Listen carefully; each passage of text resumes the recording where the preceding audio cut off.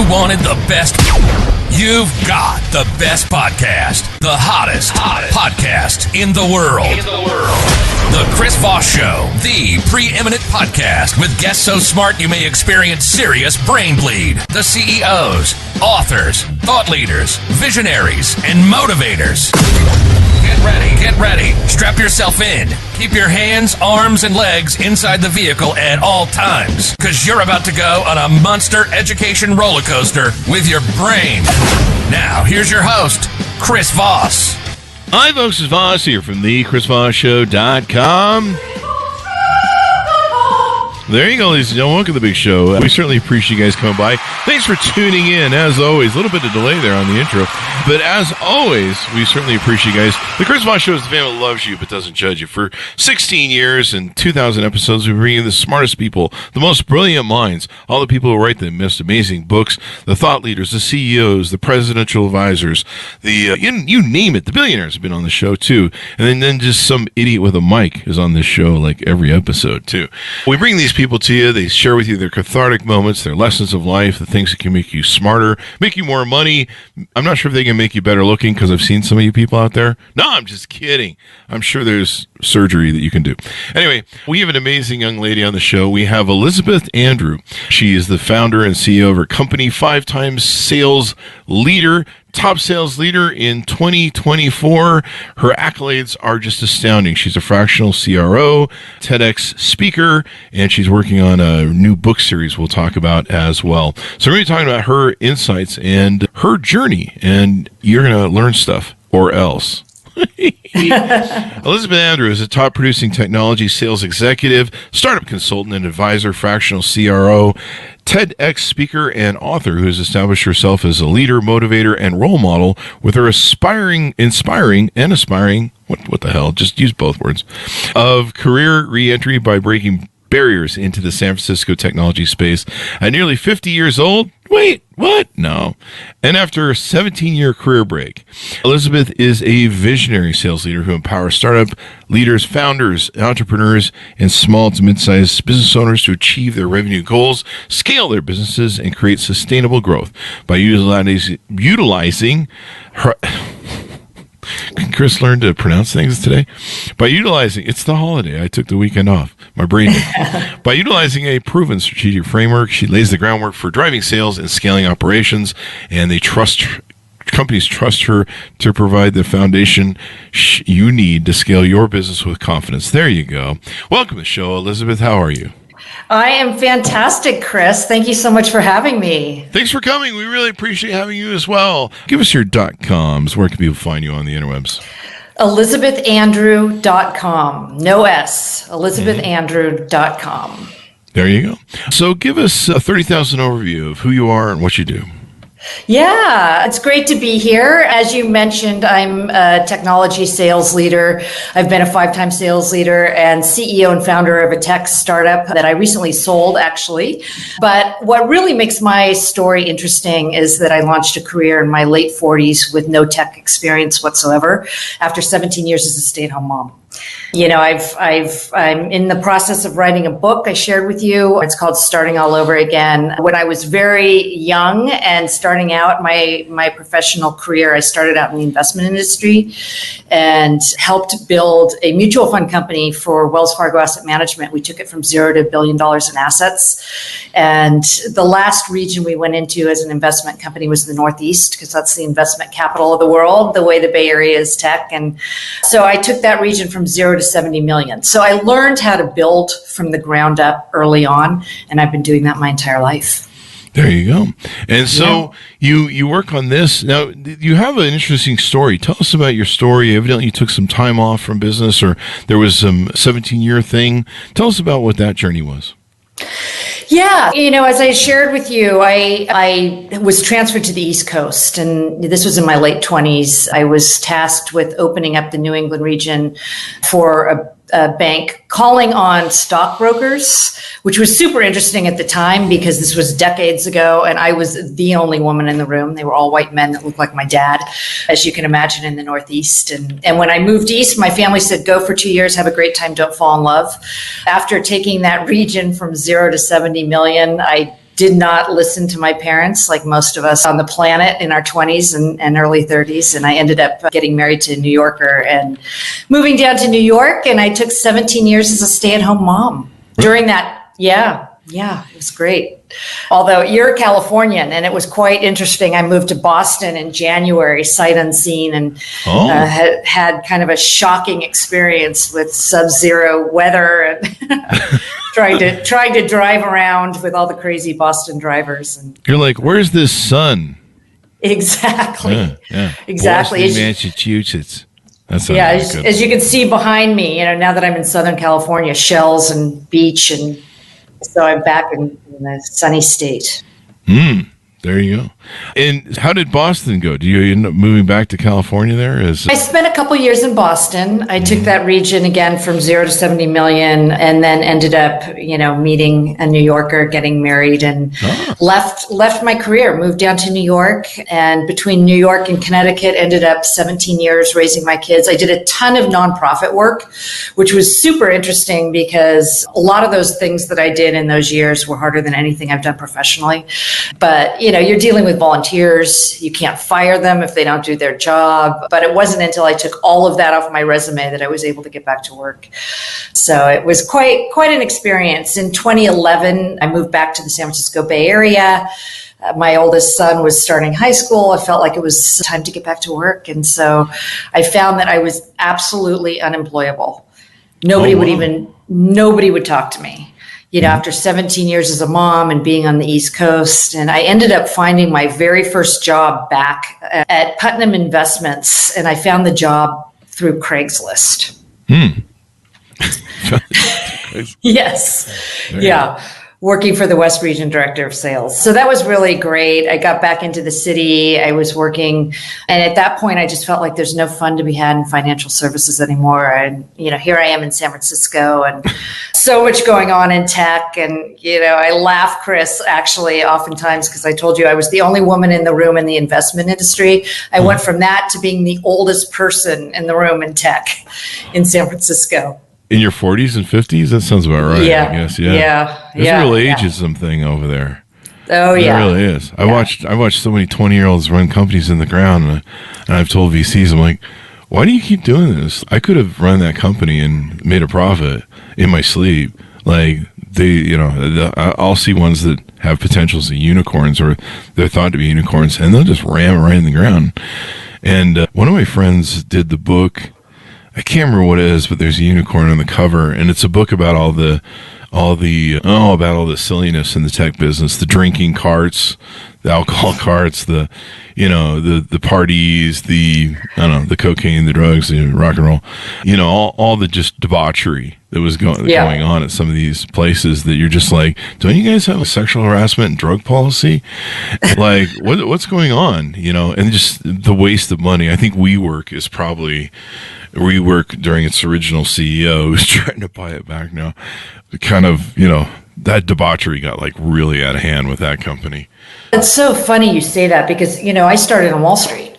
And when I was launching in tech between 2011 and 2017, Wall Street was demonized. Anybody that was that's just such a different place. I mean, and, everybody has a perspective of Wall Street being the Wolf of Wall Street and drugs and all those things. And I'll tell you that there is just as much going on in tech, or was before the pandemic.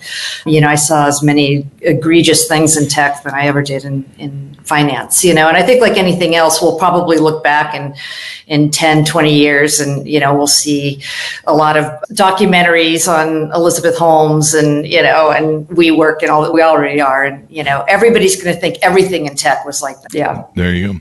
It's an interesting space. Now, part of your TED Talk encompasses, I think, part of your journey too. Tell us about your TED Talk. And I think it was talking about, hiring people like yourself who'd been out of the business theater for a while, and why it's important to still find those people. Yep, absolutely. So when I was I was back in the East Coast during 07, 08, back when everything fell apart. I was a mom. So I wasn't working at the time, but started with Goldman Sachs, started a program called a returnship program. And I knew a lot of particularly women that had great careers that, came out of careers in New York that were living in the tri-state area that, after that kind of great recession decided to go back to work, and they went into this returnship program. And Morgan Stanley, it was really successful. A lot of other companies ended up doing that. I didn't get involved in that because we ended up moving to the West Coast. And of course, tech was, as you mentioned earlier, a lot of ageism. A lot of the tech companies haven't been around that long, right? It was very young and there was nothing like that. And, I had such a challenge getting back to work. It took me years and, and I'm definitely an outlier. I get people calling me all the time saying, how'd you get into tech at that age and, and have a successful career. And so I started really, not speaking to the people that were reaching out to me saying, how'd you get back in, but really speaking to the companies about letting them back in. Yeah. And the title of my TEDx was Let Them Back In. And, there's a lot of, the big reason that companies would not hire people like me is they felt like they're just out of touch with the tech tools. And that's true. But, I used to have my old day planner. I remember when my kids were in school and I was getting together with some friends, we were going to have lunch or something. And my three friends, we were standing on the school property and my three friends had their phones and we were trying to book time. And I had my day planner and my son was mortified. He could see me through his classroom, but my point was with that whole TED Talk is you can learn the tools in 6 to 12 months. It doesn't take long, but you can't teach 20 years of experience and leadership experience. And would you say that life experience is a factor as well in that valuation, that life experience, 20 years of life experience versus 20 years of people who don't have, I remember what an idiot I was at 20 and I'm still an idiot, but I'm not calling all 20-year-olds idiots, so don't get offended. I'm just talking about me, folks. Get over yourselves. But 20 years of life experience, there's a lot you learn. You learn about people. You learn about interaction with people, evaluations of people. You learn patterns. You set up social patterns. Is that a factor? Absolutely. And it's interesting you bring that up because as a tech sales leader, I worked for a company called HelloSign. We went through an acquisition by Dropbox. So I spent a year at Dropbox. And that was such an interesting, to your point, we could go down a rabbit hole on that. But, we had a Michelin star chef, 3 meals a day and, Peloton bikes. And it was all of the things you were talking about of, spending a lot of money and super fun. But I'm a sales leader and I've worked for an AI company as VP of sales. I've worked for a handful of different companies, and I'm always working for these genius CEOs that come out of, Harvard, MIT, Stanford, Cal, that, I've been the only person on my leadership team that wasn't first generation Indian. I've been the only person on a leadership team that wasn't first generation Russian. They typically the CEOs, and I respect them all and I have a good relationship with them, but typically they come from the engineering or product side. And as a whole, they just don't respect sales. Mm-hmm. And as a sales leader, in all the other departments of a tech company, they're hiring out of Stanford. They're hiring out of these schools. For me, I want the person that's had failure. Mm-hmm. I want the kid that went to San Francisco State and put themselves through school. I want the kid that didn't get in, to the college of their choice, that got cut from the team, that, I've gotten great candidates out of Chico, San Francisco State, a lot of the state schools in California, because they're comfortable with failure and life experiences. And I think that's really important. Yeah, learning from failure. That's one thing you don't have when you're 20. You don't have the failures of life. Learning to overcome them, learning to problem solve. Right. I started my first company at 18, and in the interim before we started really successful companies at 22, I worked for some other people that kind of helped finish off the training I needed as CEOs. And so I've worked for myself all my life. I think there was a stint I did in after the 2008 crisis where I helped somebody build a mortgage company for about a year as an investor. They were investors and I was running it. But other than that, I pretty much always worked for myself. And so if I was ever decide to go get a job at some place or something like that, I'd have the worst resume ever. But I've started probably 30 different companies.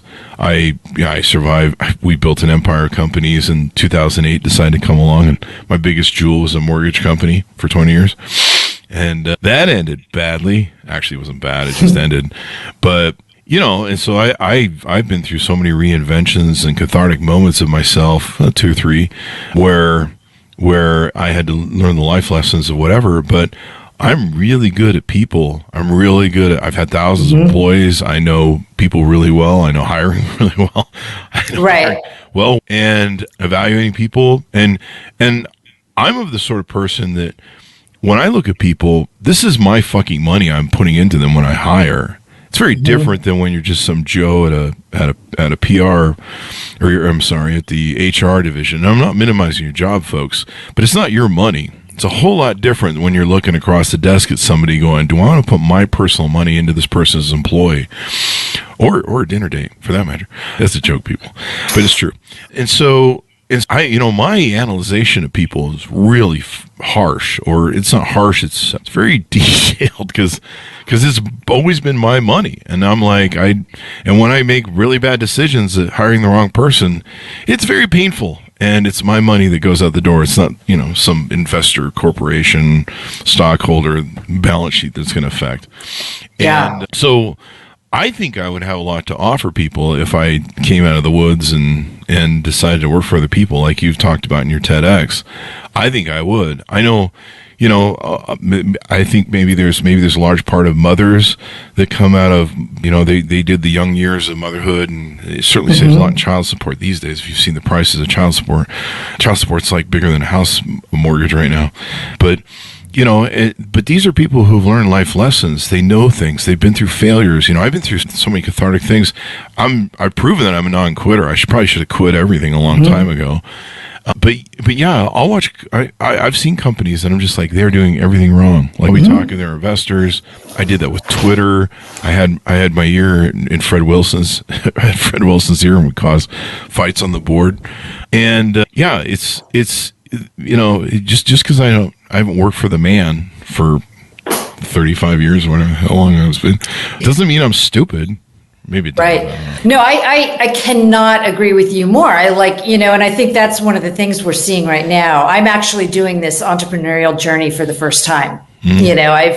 I'm now, since I sold my company a couple of months ago, I'm now running my own company and consulting and a number of things. But this is part of it. You've seen, particularly in technology over the last year and a half, we've seen so many horrible layoffs, people being let go on the 23rd of December with no benefits and severance to the end of the year, people being laid off, right before their wedding. And, there's a certain number of these founders that lack EQ.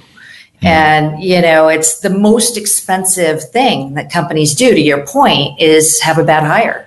And, you feel that a lot more as an entrepreneur than you do if you're, a hiring manager or VP within a corporation, but it's still an extremely expensive thing. And I think one of the things that, aside from technology and sales, that I'm really passionate about and I'm working with some companies on now is compassionate leadership. And, it's amazing to me as, somebody who's gone through a lot of challenges too. And I believe in post-traumatic growth. I think that's a real thing, after going through some really challenges, that's what makes us better, stronger, and all the things, right? But, a lot of these leaders don't realize that if you want to get the best performance out of your people, you've got to find out what motivates them and gets them excited and makes them feel good. And for me in technology, when I was just an individual contributor as a salesperson, I'm not interested in ping pong and karaoke night. I want time with my kids and, if you can figure out what motivates your teammates, and it could be all something different, you're going to get a much higher performance out of them. Very true.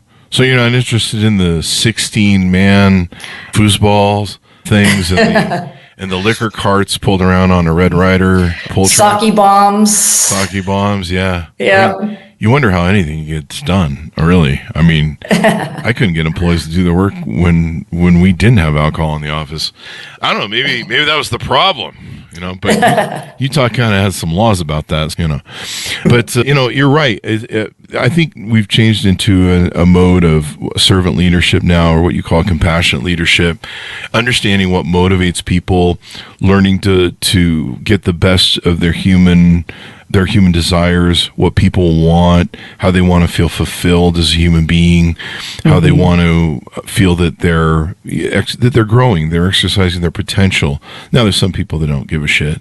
We've seen those people on Office Space, but there's I think most people want that, especially the newer generations, and you're probably talking about that as well. These newer generations, the millennials, especially the Gen Zs, I imagine the Gen Alphas are going to want something more.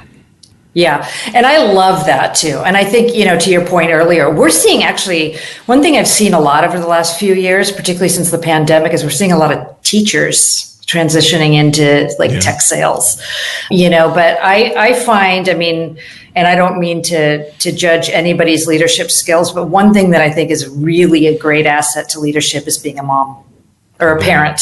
Yeah. And a parent of teenagers. I have a Gen Z. Yeah, exactly. You can manage anything. I understand millennials. I understand Gen Z. I live with them. You've been changing their diapers. Exactly. No, it's very true. If you can survive teenagers, you can do anything. It's true. I've stepped in that role a little bit for pseudo stepdadding, and man, they eat the fridge as soon as you bring the groceries home. Yes, they do. You're like, where did those bags of food go? And they're like, they're gone. You have more? And you're like, it didn't even make it to the fridge. Yeah. And then all their other challenges as they grow. And, everyone goes through it. But there's so many life lessons you learn, and overcoming, even if you're a mother or a marriage or raising children, there's all sorts of crises and resiliency. I think that's the word I've been looking for this whole half hour. Resiliency. Yep.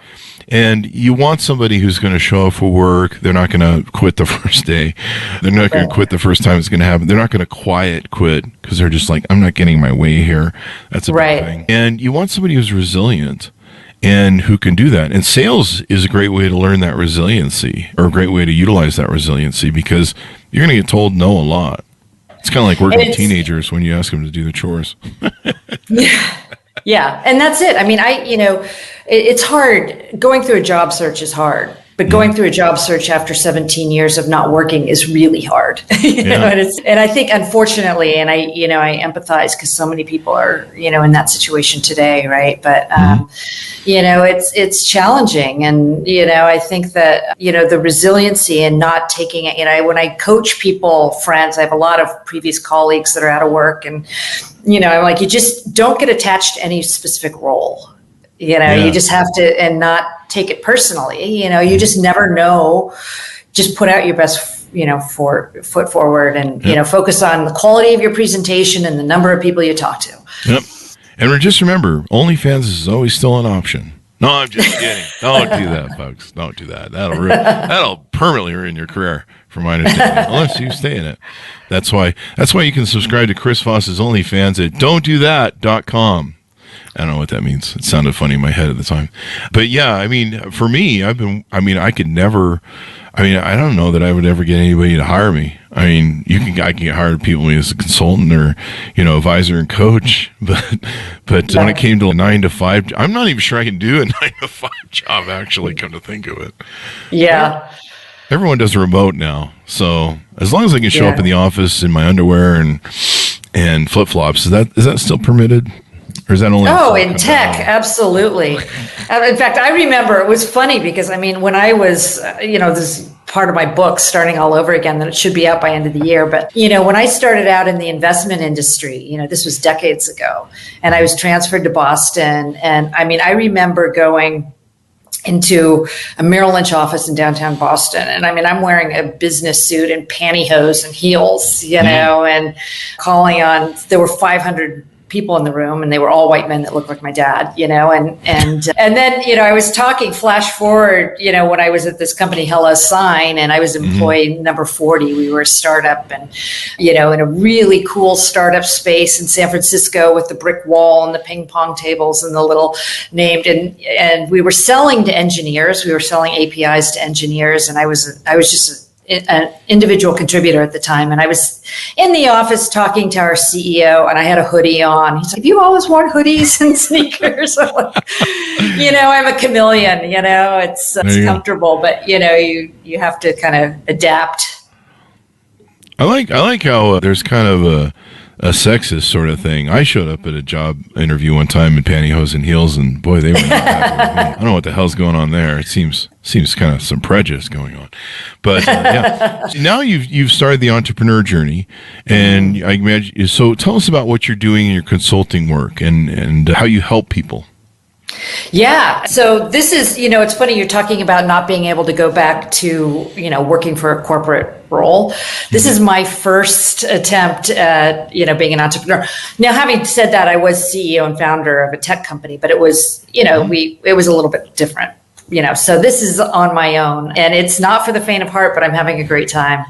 Really what I'm working on is I'm working with some tech companies, but I'm actually finding quite a bit of business through like entrepreneurs who are, maybe a little further along. What I'm really good at is helping founders and CEOs who are doing founder-led sales.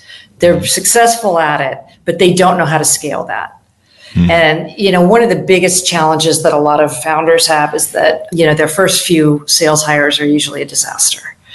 They either hire a VP at a very expensive price too early, or, they hire the wrong people. And, it's very, very difficult for particularly technical founders, but really for any founders who've been doing founder-led sales to find people who are going to be as passionate about it and have the knowledge that they do. So what I do is I come in and I do either a 3 or 6 month, engagement with them, and I build out the whole sales playbook, the sales process, sales stages. I get down their pitches and presentations, and I evaluate their people, their processes, and their positioning, and create a whole strategy for them to make it scalable. There you go. And so how do people onboard with you? How do they reach out? How do they shake your hand over, maybe a call or something like that to see if you're a fit? Yeah. Both. So I'm launching my website. I take emails on there now. It's going to be rolling out really quickly, but it's a coming now page. But there's actually a free sales playbook template, which can really help people, if they want to come down to really evaluating all this stuff. But it's pretty high level. You can reach me at elizabeth@elizabethandrew.com. And I'm also very active on LinkedIn. I'm Elizabeth A. Andrew on LinkedIn. Reach out to me, and I'd be happy to take a discovery call and see if there's a way that I can help you, grow your business to the next level. There you go. And do you focus on certain types of business, technology, or are you open to all types of business, or? I really am. I really was focused on technology, and I've had a couple of really extraordinary experiences recently, Chris. I had a chance to go to Necker Island with 30 entrepreneurs and Richard Branson, which was really incredible. And, I've done a couple of other sort of entrepreneurial events and had an opportunity to meet some people. There's one person who has a publishing company and helps authors. She does retreats for authors. She's been extremely successful. And so I'm working with her to help, again, she's the one who's been selling, she's up to 7-figure business now, but, she needs to grow and, pass off some of the sales efforts. So I'm working with her. I'm working with a marketing company. So I really, I can work with anybody that wants to grow. Yep. I wonder if we had her on a show. We've had a number of publishers and advisors on the show. We've had the publishers, and we have publishers post people on the show that write books. We're a lot in the publishing area. That's what we're into. But we've had a lot of great gals in that do it. So I wonder and they host like several retreats that are really nice. So there you go. Yeah, I will. I'll connect her with you if not. It's funny. My Worth Books is been my publisher. I'm working on this book, and I love this publisher so much, Kira Britton at JOA Publishing, that I may be transferring over and working with her. We'll see. So there you go. We'll be excited to see the books. I think your story is really important. One of the problems that I'm 56. My friends that are around me on like Facebook, and the first 10 years of the show was nerd talk. It was basically Google and Silicon Valley and CEOs from Silicon Valley. It was pretty much that for the first 10 years. And so I seem to have surrounded myself with a lot of nerds. Sorry, I was an 80s kid, but Revenge of the Nerds. But a lot of them, 50s, 60s, these guys are great. They were in Silicon Valley at the beginnings, the beginning, back when it was all trees, folks. And, one of my friends, one of my friends was kind of the first, I think he was the first employee of Steve Jobs. And what's his face? Woz. And my other friend, his mother and him used to put the chips in the first Apple II computers. They were part of a garage assembly team. But a lot of them have been were in the early days of tech in Silicon Valley, and they've hit this wall of ageism. And it's a pretty ugly wall. Even in their 40s. And, with the big turn of these young kids running the Silicon Valley stuff, and I'm not saying that's bad at all. I kind of get why, tech does that, because, they can live 24/7 on, 8 balls and what's that one? I'm trying to think of a caffeine drink.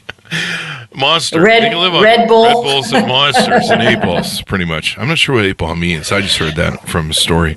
But, you're an 80s kid. You probably do. I definitely am. That's right. So 80s. People are looking at my references on the internet. But, they're having a lot of ageism problems. And they have resumes. Like, they didn't take 17 years off. They have, like, really good resumes. And I know they're smart because they talk about shit. And I'm just like, I don't know what they're saying, but it's clearly technical and smart. But it's sad to see them because they have so much experience and life experience and business experience. And, you're right. There needs to be more evaluation of these folks. The advice I would give to them is that it's all in your attitude, and I'm older than you are. And so I've got a couple years on you. Wait, you're older than I am? I am 58, yes. Get the hell out. You said you were 50 in your bio. No, I started a career at close to 50. Oh, close to 50. See, that's how much. Yeah. Okay, there you go. Yeah, so I'm 58 now, and What are you eating and drinking? Damn it!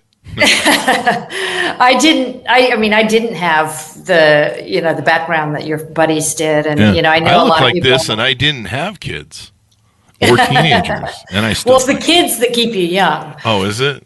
Yeah. Yeah, and a good colorist. I'll have to run that by the attorneys and see if we can say that. And a good colorist. There you go. I'm sorry, I was interrupting you. What were you saying they should do? Oh yeah, no, it's it's all your mental attitude. I mean, I think that's the thing, is they've got a lot to bring to the table. And I also know some people that, were successful early on. One of my buddies was a college friend, was the biggest exit of 2010, and that was long before I was really involved. And it's a mental game. You have a lot to bring to the table, and there's a lot that people need to learn from you. So maybe they just don't have that resilience of one of the successful things of people in Silicon Valley. Those 20-year-olds don't get handed something. I shouldn't be dismissive about them or reply dismissive about them. Some of them went through 1,500 pitches. They worked their ass off to get stuff pitched. I think I heard the Dropbox CEO tell me a story of how hard it was to pitch his company, and no one wanted it. And then you look at just a rocket ship of unicorn was when it first came out. And I remember when it came out, I was like, this is fucking amazing. And I probably was like a very early sign up. But, so, I mean, there's a lot of, you got to go through a lot of rigmaroles, and I don't know. Maybe the problem is they're not shaving their old ass beards and they're talking about the Grateful Dead too much. That seems to be a lot. No, there's a lot. I mean, there are a lot of brilliant CEOs, and it's they can be. Obviously, so many of them been have been so successful. And I mean, it just, my point is, and particularly in sales and go to market, is that, I mean, you have to work hard to go to Harvard, unquestionably. But by default, things have gone your way. You've been first string of your team. You've been first seat at the cello, or, you've been top of your class to get there. And, there's different ways to work hard. And, I think have your probably dad be rich. Yeah. Yeah. And I think one of the differences maybe between, your friend, whoever it was who worked with Steve Jobs early on, and myself, I mean, there's a lot to be said for having your back against the wall. I walked out of a 21-year marriage with nothing. I was left with absolutely nothing. And I had to support my 3 kids. And so I was a mama bear. And, I wasn't going to let them, not have a good upbringing. And, and so I was 100% custody of them. And so I worked really hard to make sure that I could provide for them. And, I had that motivation that, if you've already been successful and you're in your 50s, you might not have quite that drive. That's true. I don't know. I would like to see what it's like. No, but I mean, you go through, I think everybody by the time they're 50, they've been through so many cathartic moments. They've been through so many rewrites or reinventions of themselves. And if you're not, I hate you. But we've all, I don't think there's anybody who goes through life on a perfect run. I mean, I tell that to people all the time when they think, they have FOMO, or they see people on Instagram, they think that there's some people that they just, you look at, they'll do that to movie stars. They'll be like, oh, his life is just so perfect from beginning to end. And you're like, no, they go through like cathartic moments all the time. Like one time in 1980, Tom Cruise got a hangnail, and he suffered for like at least 24 hours. And so there you go. Funny story on that. This is kind of my kids had gone, when we were in the East Coast, my kids ended up going to Greenwich Country Day School, which is a great school when they were younger. This is kind of before the wheels fell off the bus. And I was doing a lot of volunteer work at the school as well as other nonprofits. And I remember coming out of this upper school parent meeting, and everybody the mothers just looked tired. And I went down, I was volunteering in the lower school where there's kindergartners. And I was sitting there with one of my friends who was on the faculty. And I was like, there's a different look. The mothers and mostly mothers and some fathers that are dropping off kids at school, there's just a different look. And the difference is nothing bad has happened to them yet. They just haven't had a high schooler kicked out of school for doing drugs, or a parent who's sick, or a spouse who's lost a job, or, you don't hit 50 unscathed. Basically what you're saying is they didn't have teenagers yet. Yeah, exactly. So there you go. Yeah, I mean, I think everybody, even if you're born rich, even if you're born extremely beautiful like I was, or you have talent like sports or some sort of skill, I think there's things that fall into your path that challenge you as in your either your ego, your identity, or your cathartic moment. Who's that one Olympic young lady who was breaking all the charts in gymnastics, and then she just had a mental breakdown? And I think it was over some family issues. I think someone in her family died that had an effect on her. But she was like winning all these. She was like spectacular on the courts and going viral on the gymnastics thing. Her name's on the edge of my biles. Simone Biles. Yes, Simone Biles. Yeah. Yep. And you would think that, oh, she's someone who's just going to be a rocket ship, no problems, sail through the rest of your life.